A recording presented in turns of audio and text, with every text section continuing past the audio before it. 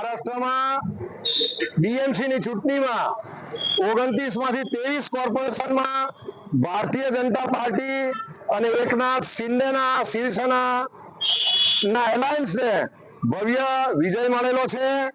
આ અગાઉ પણ વિધાનસભામાં પણ ભારતીય જનતા પાર્ટી અને એકનાથ શિંદેના એલાયન્સને ખૂબ જ જ્વલંત વિજય મળેલો છે અને આજે પણ એ રીતે બીએમસીના એલાયન્સને ભવ્ય વિજય મળેલો છે।